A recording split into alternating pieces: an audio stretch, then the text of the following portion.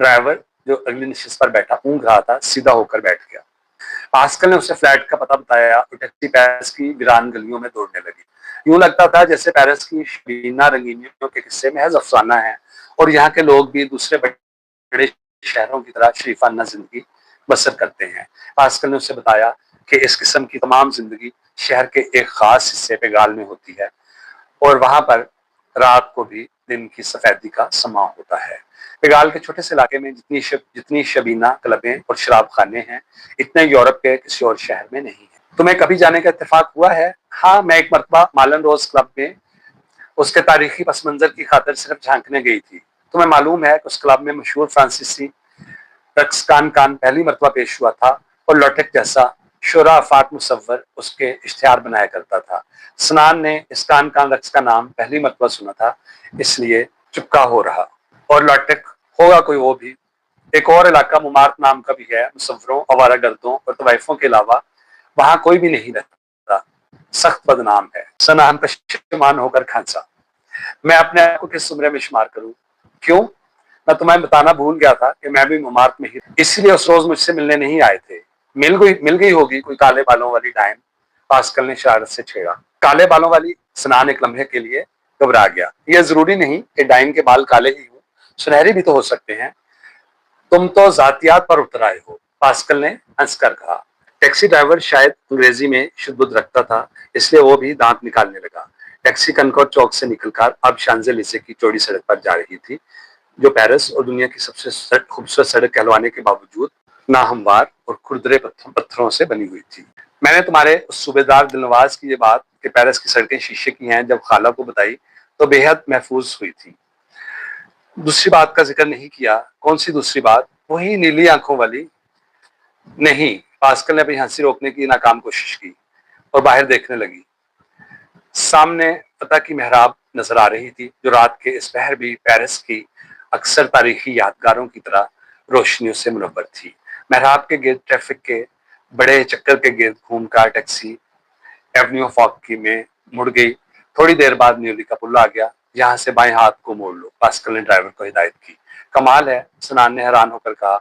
यह तो बुए डी बोलोन का इलाका है। तुम्हें कैसे मालूम हुआ? पास्कल ने कहा। कैंपिंग ग्राउंड को भी तो यही रास्ता जाता है। उस रोज मैं यहीं से मुमार्क गया था। उसका इसका मतलब है कि तुम मेरी खाला के फ्लैट के एन नीचे से गुजरे थे।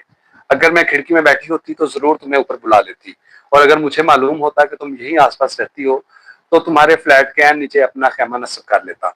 थोड़ी दूर चलने के बाद टैक्सी पास्कल की हिदायत के मुताबिक बाएं हाथ पर एक खूबसूरत सह मंजिला मकान के फाटक के अंदर दाखिल हो गई। सनान ने टैक्सी से उतरकर पास्कल को सहारा दिया और वो बाहर निकल आई। मेरे कमरे की रोशनी जल रही है।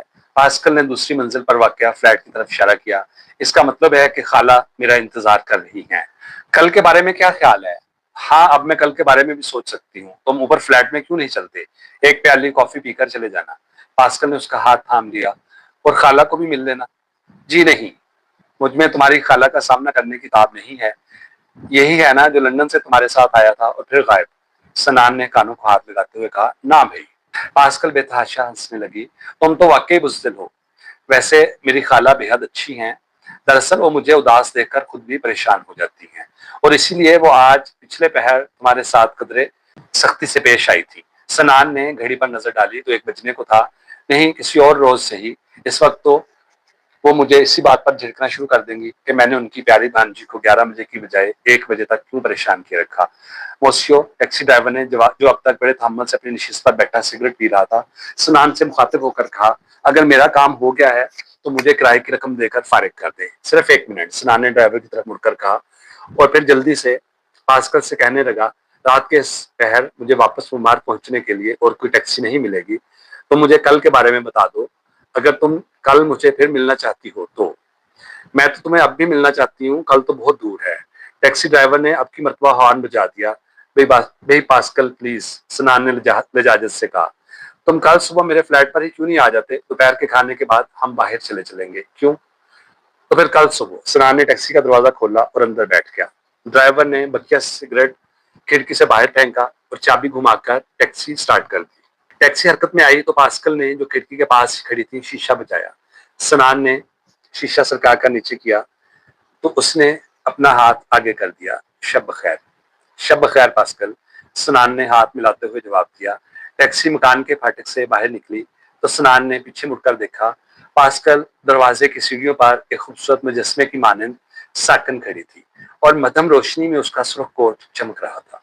वापसी पर स्नान टैक्सी में खामोश बैठा सिगरेट पीता रहा और पास्कल के बारे में सोचता रहा।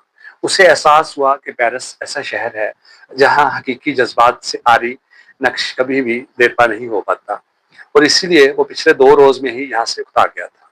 जिस शहर को वो कल सुबह अस्पानिया जाने के लिए छोड़ रहा था, इसी शहर से रवानगी का तसव्वुर अब उसके बस की बात ना थी। सनान, पास्कल और पेरिस लाज़िम मलज़ूम बन चुके थे। उसके मकान का दरवाजा अंदर से बंद था। उसने आहिस्ता से दस्तक दी मगर कोई जवाब न आया। एक मरतबा फिर कोशिश की तो अंदर हॉल में रोशनी हुई और दरवाजा खुल गया। तोते वाली बुढ़िया मुंह बनाए खड़ी थी। उसने देर से वापस आने और उससे मुखल करने की भरपूर माजरत की और जल्दी से सीढ़ियां तय करने लगा और अपने कमरे के सामने खड़े होकर वो बरसाती की जेबों से चाबी तलाश कर रहा था कि साथ वाला दरवाजा खुला। हेलो स्नान, हेलो जैनी, उसने जल्दी से कहा और अपने कमरे का दरवाजा खोलकर अंदर जाने लगा। जैनी तेजी से चलती हुई आई और उसका रास्ता रोककर खड़ी हो गई। उसने बड़ी बड़ी सफेद और नीली धारियों वाला एक खूबसूरत लिबास पहन रखा था जिस पर बेशुमार सलवटें पड़ी हुई थी। तुम आज पिछले पहर मुझे लेने क्यों नहीं आए? जैनी ने रुंधी हुई आवाज में कहा। तुमने वादा किया था सनान। ओह, सनान ने जबरदस्ती मुस्कुराने की कोशिश की। चंद दोस्त मिल गए थे या बन गए थे? मिल गए थे, सनान ने झुलाकर कहा। पुराने जानने वाले थे। तुम तो कहते थे कि पेरिस में अजनबी हूँ। जैनी के लहजे में शिकायत थी। सनान को एकदम अपने रवैये पर नदामत महसूस हुई। उसने खुद ही तो जैनी से वादा किया था कि वो उसे आज दोपहर को बाहर लेकर जाएगा। जैनी, मुझे बेहद अफसोस है कि मैं आज तुम्हें मिलने ना आ सका, लेकिन आखिर क्यों? वजह ना ही पूछो तो बेहतर है। अच्छा, तो फिर तुम मेरे कमरे में आकर थोड़ी देर के लिए मेरे साथ बैठो, जैनी ने आहिस्ता से कहा। इस वक्त नहीं जैनी, सनान ने घड़ी पर नजर डालते हुए कहा। रात के 2 बजने को हैं, तुम्हें आराम करना चाहिए। मैं रातों को जागने की आदी हूँ। सनान ने चुपके से अपना दरवाजा बंद कर दिया और जैनी के साथ उस कमरे में चला आया। वो उसके साथ सोफे पर बैठ गया। हाँ कहो, क्या कहती हो? सनान ने जमाई लेते हुए पूछा। मैं सिर्फ 5 मिनट बैठूंगा, मुझे सख्त नींद आ रही है। आज सुबह तुम्हारे जाने के बाद मैंने बुलेवार्ड सान जर्मैन से एक नया लिबास खरीदा। यही लिबास। जैनी ने लिबास का कोना ऊपर उठाकर हवा में छोड़ दिया। और फिर शाम तक तुम्हारा इंतजार करके कॉफी का बेशतर हिस्सा भी तो मैं ही पी रहा हूँ। सुनान को बेहद नींद आ रही थी। जैनी सोफे से उठ खड़ी हुई। मैं पहले अपना लिबास बदल लूं। वो बारीक पर्दों की ओड़ में से होकर कपड़े बदलने लगी। शब ख्वाबी का लिबास पहनने के बाद उसने स्टोव जलाया और कॉफी के लिए पानी रख दिया। चंद रोज हुए मैंने न्यूजीलैंड के सफारत खाने में वहां पर मुस्तकिल तौर पर आबाद होने के लिए दरखास्त दी थी। जैनी कॉफी बनाते हुए कहने लगी। मैं यहाँ नहीं रहना चाहती, मैं पेरिस से उतार चुकी हूँ। मेरे ख्याल में तो कनाडा बेहतर रहेगा। वहां पहले से ही बेशुमार फ्रांसीसी आबाद हैं, इसलिए तो मैं वहां नहीं जा सकती। जैनी की आंखों में आंसू तैरने लगे। जहां कहीं भी फ्रांसीसी होंगे मुझे हरदम यही धड़का लगा रहेगा कि उनमें से कोई मेरा शनासा ना निकल आए। मैं चाहती हूँ कि मैं अपनी जिंदगी का आगाज नए सिरे से शरीफाना तौर पर करूँ, ताकि जब भी कोई मुझसे मिलने का वादा करे तो वो सिर्फ मेरी जाती जिंदगी की ऊंच नीच, बल्कि सिर्फ नीच को मद्देनजर रखते हुए अपना इरादा ना बदल दे। जैनी और पास्कल की गुफ्तगू में हैरत अंगेज तौर पर मुशाबहत थी।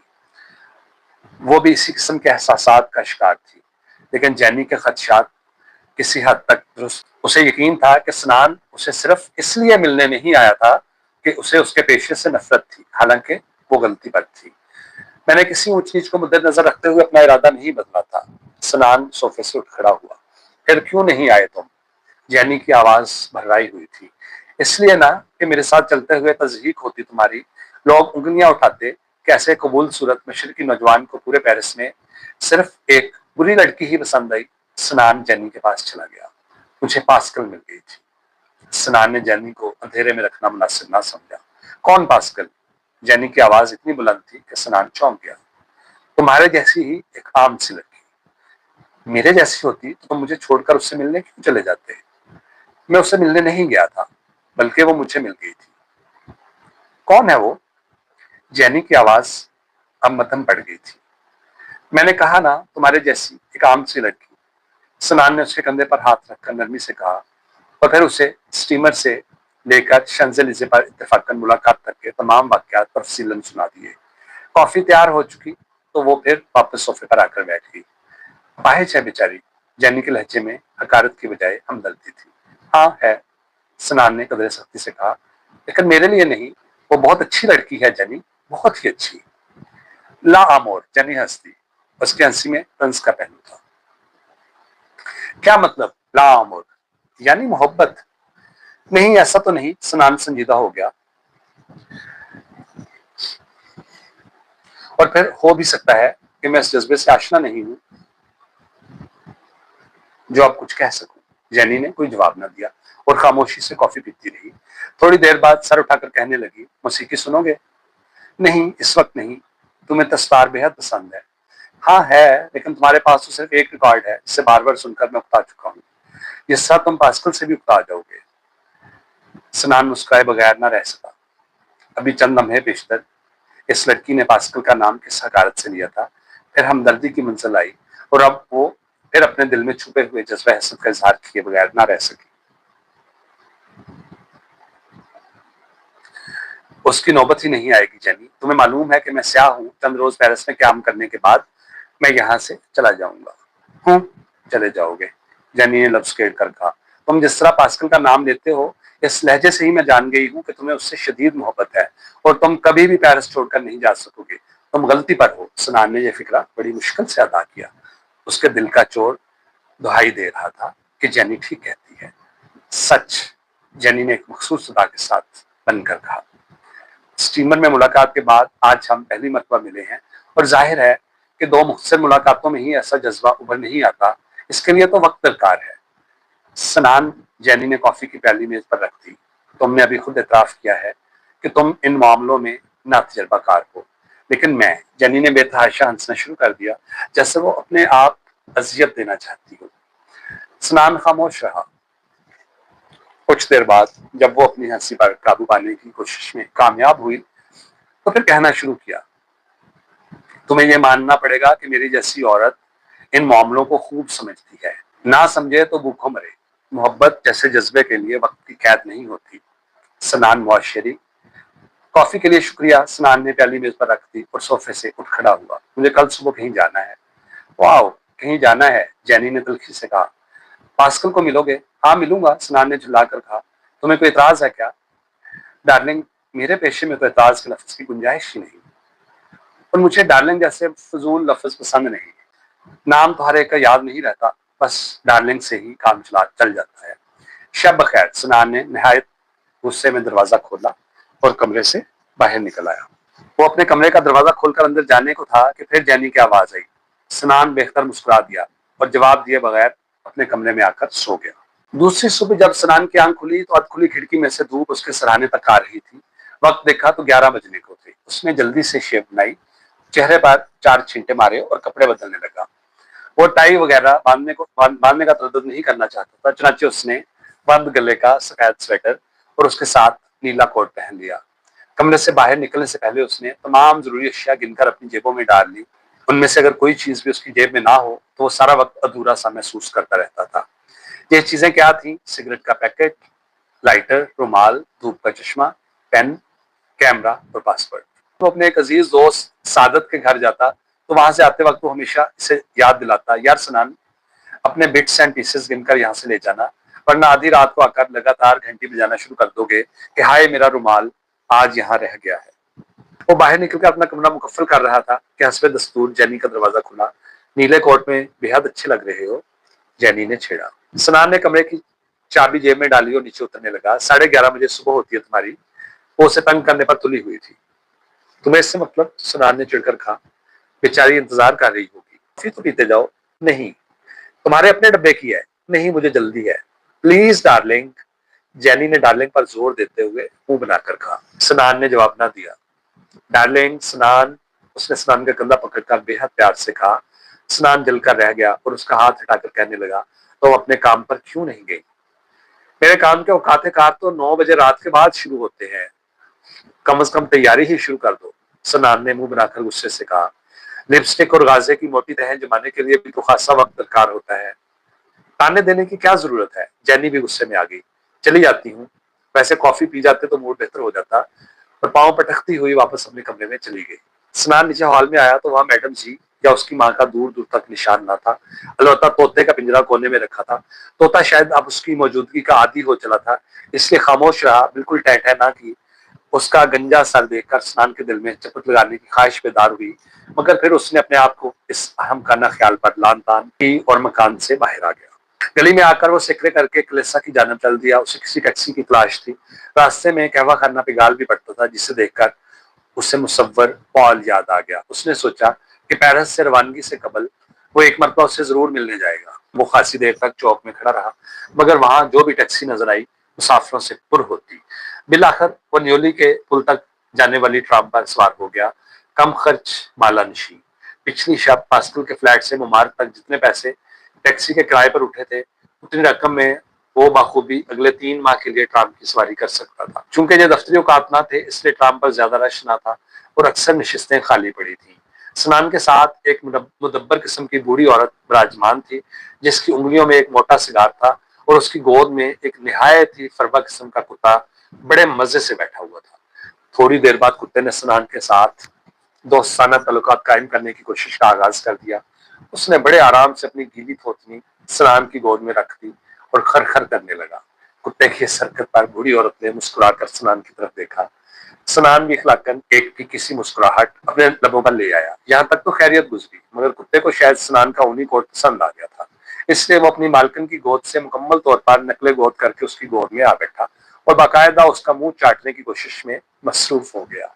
स्नान को ज्यादा तौर पर कुत्ते बेहद पसंद थे, अगर वो इससे कम से कम 1 फरलांग के फासले पर हो तो।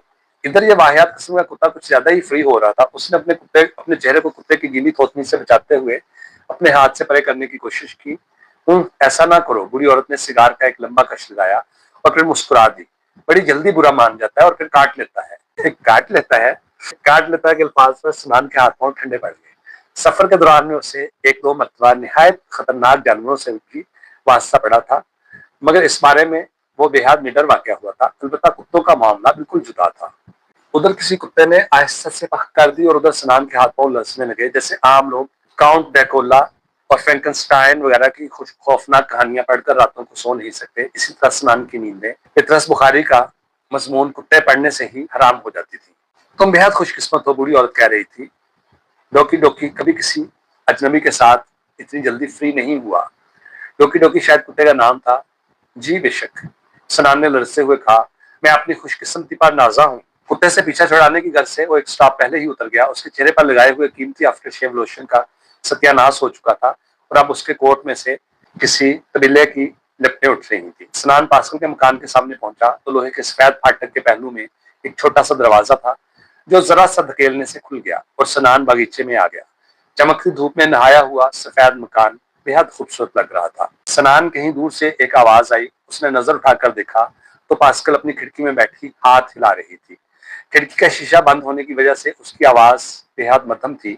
उसने जवाबन हाथ हिलाया और सदर दरवाजे में से गुजरकर लकड़ी की पुरपेट सीढ़ियां तय करता हुआ पास्कल के फ्लैट के दरवाजे पर आ गया। वो घंटी बजाने को था कि दरवाजा खुद ब खुद खुल गया और अंदर और आंख चिपकते ही पास्कल के दोनों बाजू उसकी गर्दन में हमारे थे। स्नान इस सालिहाना इस्तेमाल के लिए कतन तैयार ना था, इसलिए कदरे बुखला गया। उसने पास्कल के दोनों हाथ पकड़कर गर्दन से अलहदा किए, जेब से रुमाल निकालकर माथे पर से पसीने के कतरे पूछे और कहने लगा, देखो, वो मेरा मतलब है तुम्हारी खाला क्या कहेंगी। खाला घर पर नहीं है, पास्कल ने मचल कर कहा और फिर आगे बढ़ने को थी कि स्नान ने उसे वहीं रोक देने के लिए अपनी हथेली उसके माथे पर रख दी। ये तुमने बुल फाइटिंग के अंदाज कहाँ से सीख लिए हैं? पास्कल उसका बाजू थामकर फ्लैट के अंदर ले आई। मैं सुबह 8 बजे से अपनी खिड़की में बैठी तुम्हारा इंतजार कर रही थी। तुम इतनी देर तक ना आए तो मेरे दिल में एक मरतबा फिर एहसास से महरूमी की तरह बैठने लगी। इसलिए तो मैं तुम्हें देखकर इतनी खुश हुई हूँ। खाला कहाँ है? स्नान खाला के बारे में तसल्ली कर लेना चाहता था। खाला सुबह से दफ्तर गई हैं, 5 बजे लौटेंगी। उनके 2 बच्चे अपने स्कूल के साथ जनूबी फ्रांस की सैर को गए हैं, 2 हफ्ते बाद आएंगे। और खालू फौत हो चुके हैं, कभी नहीं आएंगे। और कुछ? स्नान ने इत्मीनान का सांस लिया। बाहर चले? उसने वहीं खड़े खड़े पूछा। दरअसल वो पास्कल के साथ इस फ्लैट में बिल्कुल अकेले रहने से घबरा रहा था। आज बाहर नहीं जा सकते। पास्कल ने उसका हाथ पकड़कर सोफे पर बिठा दिया। स्नान फौरन उठ खड़ा हुआ।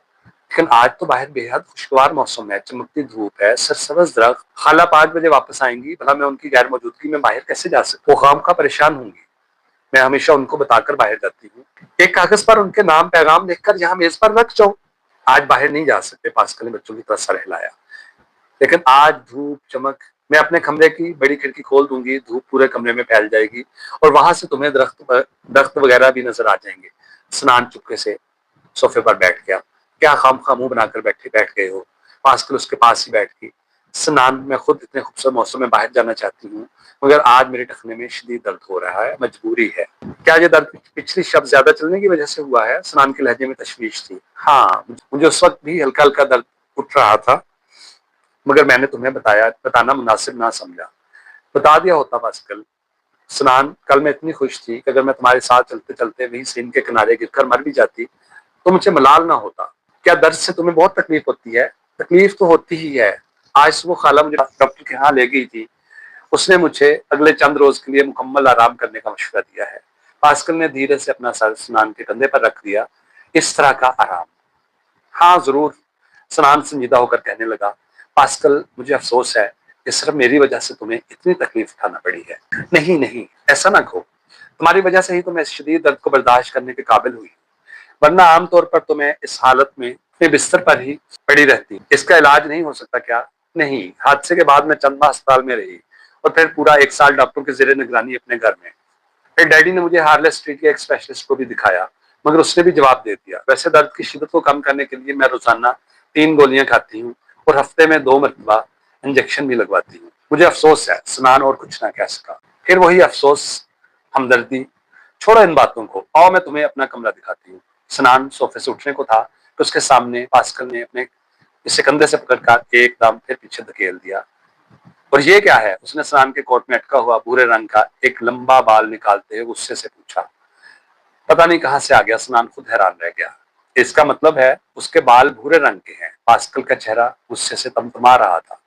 किसके बाल? स्नान ने परेशान होकर कहा। उसी चुड़ैल के जिसे तुम थोड़ी देर पहले गले से चिमटाए बैठे रहे हो। ये बाल किसी लड़की का है। यही कमाल है। स्नान की समझ में ना आया कि ये कमबख्त बाल कहां से आ गया। वाकई किसी लड़की का लगता था। जी हाँ, जी हाँ, कमाल है। पास्कल ने उंगलियां नचाकर कहा। मैं भी कहूँ, मेरे इस्तकबाल से तुम इतनी बुरी तरह बुखला क्यों गए थे? पास्कल, यकीन करो। स्नान ने समझाने की कोशिश की, मगर उसका गुस्सा तो थमने में ही नहीं आ रहा था। मैं कैसे यकीन कर लूं? तुम्हारे कोट पर गले के करीब किसी खूबसूरत और खराब किस्म की लड़की का बाल इस बात की गवाही देता है कि तुम अभी अभी। पास्कल की आवाज शिद्दत जज्बात से बैठ चली थी। और फिर उस ट्रेल को मेरी तरफ से यह भी बता देना कि वो निहायत वाहियात किस्म का सेंट इस्तेमाल करती है। हमारे कोर्ट में से अजीब किस्म की बू आ रही है। बू? स्नान चौंक गया। ओह! स्नान चौंक गया और भूरा बाल, उसको याद आ गया कि ट्राम में जो कुत्ता उसकी गोद में लौटता रहा था उसका रंग भूरा था। वो बेतहाशा हंसने लगा। इसमें यूं दांत निकालने की कौन सी बात है? पास्कल ने तनक कर कहा। भाई बात ही ऐसी है। स्नान अपनी हंसी रोकने की नाकाम कोशिश कर रहा था। दरअसल ये बाल और ये अजीब किस्म की बू एक कुत्ते की है जो ट्राम में मेरी गोद में आ बैठा था। कुत्ते की? पास्कल ने बेयकीनी से उसकी तरफ देखा। हाँ हाँ, कुत्ते की। ये बड़ा सारा भूरे रंग का गुदगुदा कुत्ता। बना रहे हो? पास्कल को अब भी यकीन नहीं आ रहा था। पास्कल, सच कहता हूँ, अगर उस कमबख्त बुढ़िया ने मुझे यह कहकर डरा ना दिया होता कि कुत्ता काटता भी है तो मैं उसे उठाकर ट्राम से बाहर फेंक देता। स्नान ने उसे पूरी तफसील सुनाई। अच्छी कहानी घड़ी है, बहरहाल मैं यकीन कर लेती हूँ। पास्कल मुस्कुरा दी। हम शायद तुम्हारे कमरे की तरफ बढ़ रहे थे। स्नान ने एक मरतबा फिर सोफे से उठते हुए कहा। पास्कल ने आगे बढ़कर उसका बाजू थाम लिया और फ्लैट के दरमियान में ही वाकया 3 छोटी-छोटी सीढ़ियां तय करके वो एक खूबसूरत कमरे में आ गए जिसकी खिड़की सड़क की जानब खुलती थी। खुशामदीद। पास्कल ने आगे बढ़कर खिड़की खोल दी।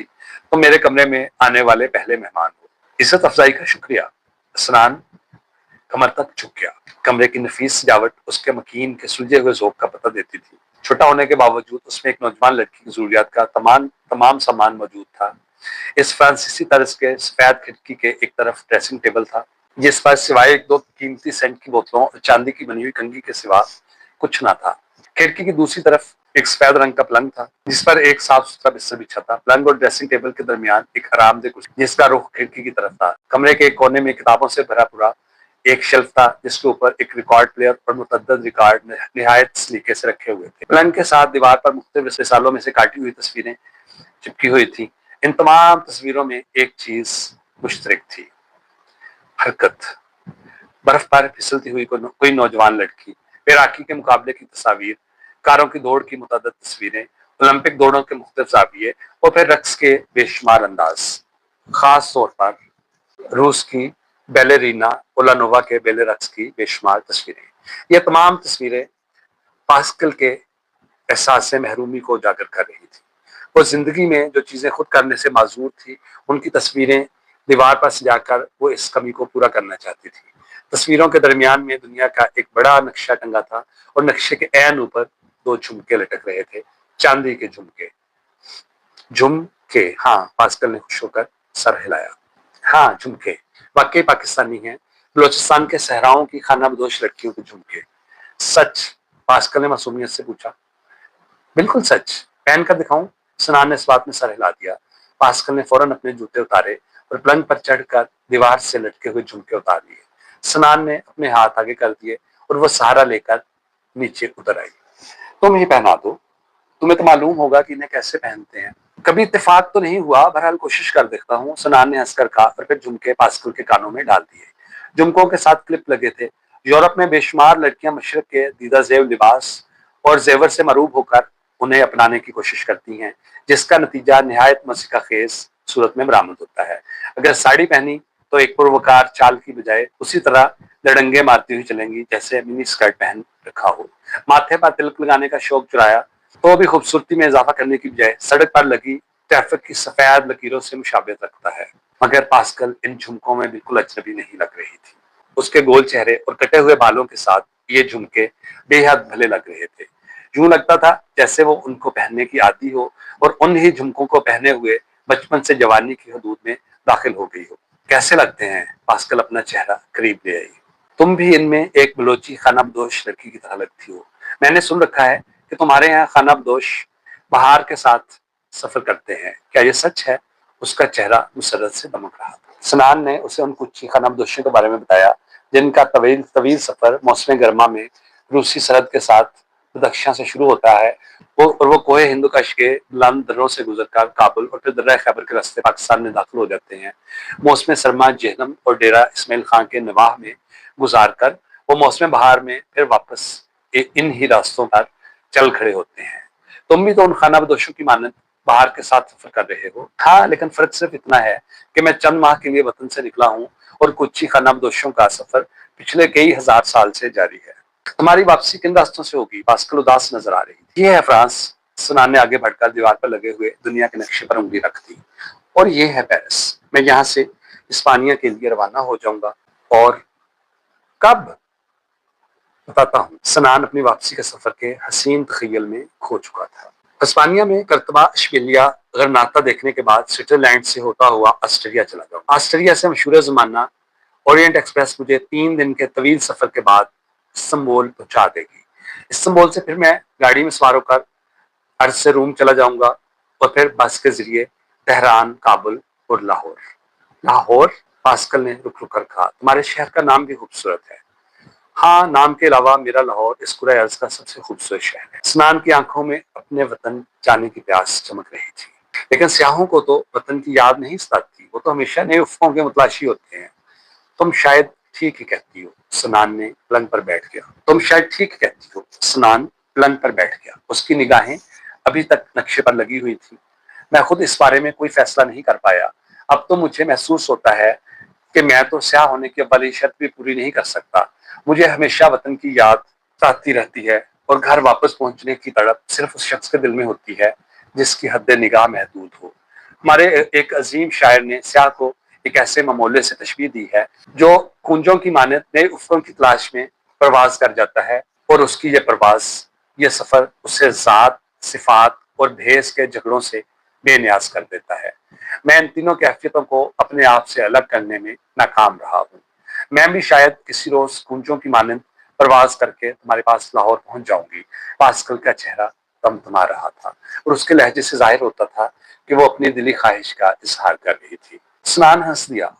तब तब तक शायद वो शहजादा भी आ जाए जिसका तुम्हें इंतजार है और फिर तुम्हें एक सुनहरी पिंजरे में कैद कर दे। मेरा इंतजार तो कब का खत्म हो चुका। पास्कल ने अपनी नीली आंखें स्नान पर जमा दी, जैसे किसी जवाब की मुंतजिर हो, और फिर आहिस्ता से पलंग से उठकर किताबों के शेल्फ की तरफ चल दी। उसने शेल्फ में से एक किताब निकाली और दूसरे सफे पर सुर्ख पेंसिल से कुछ लिखकर स्नान के हवाले कर दिया। ये विक्टर ह्यूगो का novel hunchback of Notre Dame था। किताब के दूसरे सफे पर पास्कल की खूबसूरत तर्ज तहरीर में लिखा था शहजादे के नाम। बदसूरत लोगों को भी मोहब्बत ऐसे जज्बे की चाहत होती है, मगर उनका दिल इस बात को नहीं मानता कि वो सिर्फ इस वजह से मोहब्बत से महरूम कर दिए जाएं। पेरिस की पास्कल की तरफ से प्यार के साथ। वतन लौटने पर उसे एक मरतबा फिर पढ़ने की कोशिश करना, इस तरह तुम्हें एक अपाहिज लड़की के जज्बात भी याद रहेंगे। पास्कल ने सर झुकाकर कहा, तुम्हें और तुम्हारे जज्बात को याद रखने के लिए मुझे किसी किताब का सहारा लेने की जरूरत पेश नहीं आएगी। स्नान ने उसकी थोड़ी तले उंगली रखकर उसका चेहरा अपनी तरफ किया। पास्कल की नीली आंखों में आंसू तैर रहे थे। ओह, मैं भी कितनी बेवकूफ हूँ, पास्कल ने उसकी उंगली हटाते हुए कहा। तुम मेरे मेहमान बनकर आए हो और मैं तुम्हें कुछ पेश करना ही भूल गई थी। तुम खिड़की के सामने कुर्सी पर बैठो, मैं तुम्हारे लिए कॉफी और सैंडविच वगैरह बनाकर लाती हूँ। स्नान ने किताब मेज पर रख दी और उठ खड़ा हुआ। मैं भी तुम्हारी मदद करता हूँ। हमारा किचन बेहद छोटा है, इसमें दो आदमियों के खड़े होने की भी जगह नहीं है। तुम यहीं बैठो। दिल में जगह होनी चाहिए, स्नान ने एक किस्सा पिटा फिक्रा दोहराए बगैर ना रह सका। किसके दिल में, तुम्हारे या मेरे, पास्कल ने शरारत से कहा और कमरे से बाहर निकल गई। स्नान खिड़की के सामने पड़ी हुई आरामदेह कुर्सी पर बैठ गया और सिगरेट सुलगा लिया। उसके सामने फ्रांसीसी तर्ज की शीशे की खिड़की थी, जिस पर सफेद रंग किया गया था। जमीन से लेकर छत तक चली गई थी। यहाँ कुर्सी पर बैठे उसे खिड़की के नीचे शाहबलूत के चंद हरे भरे दरख्त और चौड़े फुटपाथ का एक हिस्सा नजर आ रहा था। चंद खजान सीधा पत्ते फुटपाथ पर बिखरे पड़े थे। बाहर अभी तक तेज धूप चमक रही थी। सिगरेट खत्म करके स्नान वहां से उठकर किताबों की शेल्फ के पास आ खड़ा हुआ और झुककर किताबें देखने लगा। ज्यादातर किताबें अंग्रेजी और फ्रांसीसी अदब से मुतालिक थीं। अंग्रेजी सार्तर, सोला, मोपेस्सा, ह्यूगो, हाइडी, डिकन्स, मिल्टन सब यहाँ मौजूद थी, और बायरन की शायरी। बायरन जो अपाहिज था, शेल्फ के ऊपर वाला हिस्सा देखकर वो कालीन पर बैठ गया और निचले हिस्से में रखी किताबें देखने लगा। इस स्ना में उसकी नजर शेल्फ और फर्श की दरमियानी जगह पर पड़ी। वहां दो नई निकोर बैसाखियां बढ़ी। इसी वक्त पास्कल कमरे में दाखिल हुई। उसके हाथों में एक निहायत खूबसूरत ट्रे थी, जिस पर कॉफी के बर्तन और खाने की चीजें निहायत करीने से सजी थी। कॉफी के साथ मैंने पनीर और टमाटरों के सैंडविच भी बना लिए हैं, उसने ट्रे मेज पर रखते हुए कहा, और फिर स्नान को कुर्सी पर ना पाकर शेल्फ की जानिब देखा। क्या हो रहा है? तुम्हारे सुलझे हुए ज़ौक़ की दाद दे रहा था, उसने कलीन से उठते हुए कहा और वापस कुर्सी पर आकर बैठ गया। मेरे ज़ौक़ की दाद देने के लिए तो तुम्हें सिर्फ आईना देखने की जरूरत है, पास्कल ने शरारत से कहा और उसके बराबर पलंग पर बैठ गई। तुम्हारे पास बेहद अच्छी अच्छी किताबें हैं, स्नान ने सुनी अनसुनी करते हुए कहा। इनमें से अक्सर खाला की हैं। पास्कल ने कॉफी की प्याली बनाकर स्नान को थमा दी और फिर सैंडविचेस की प्लेट आगे कर दी। स्नान ने एक सैंडविच उठाकर अपनी प्लेट में रख लिया और कॉफी पीने लगा। तुम इस कमरे में बैठे बैठे उकता तो नहीं गए स्नान? नहीं, स्नान ने सर हिलाया। तुम्हें यह ख्याल कैसे आ गया? बस मुझे लड़कों के साथ उठने बैठने का ज्यादा तजुर्बा नहीं, और मुझे वो तरीका और अंदाजे गुफ्तगू नहीं आता जो सोशल होने के लिए जरूरी है। चूंकि मैं भी इन मामलों में कोरा हूँ, इसलिए कुछ नहीं कह सकता, उसने मजाक से कहा। हाँ, अलबत्ता कॉफी बेहद मजेदार है और सैंडविच भी निहायत लजीज, खास तौर पर जब मैं उन्हें नाश्ते के तौर पर खा रहा हूँ। नाश्ते के तौर पर? इसका मतलब है कि तुमने 12 बजे तक नाश्ता ही नहीं किया था।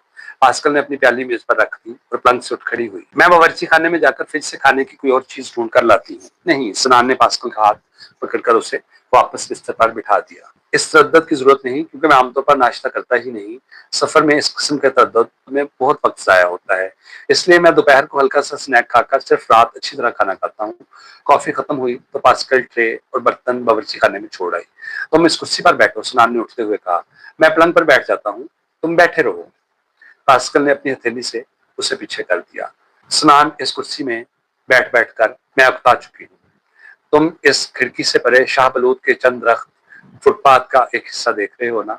मैं इन्हें बरसों से देख रही हूँ, और मुझे इन दरख्तों के पत्तों और फुटपाथों की ईंटों की तादाद बेअसर हो चुकी है। कभी मैं टखने के दर्द की वजह से चलने फिरने से माजूर हो जाती हूँ तो पैरों कुर्सी पर बैठकर बाहर तकती रहती हूँ। सुबह खाला नाश्ता देकर दफ्तर चली जाती हैं और अपनी टांगों के गिर्द कंबल लपेटकर सारा दिन या तो कोई किताब पढ़ती रहती हूँ और या फिर इस खिड़की से बाहर खला में घूरती रहती हूँ।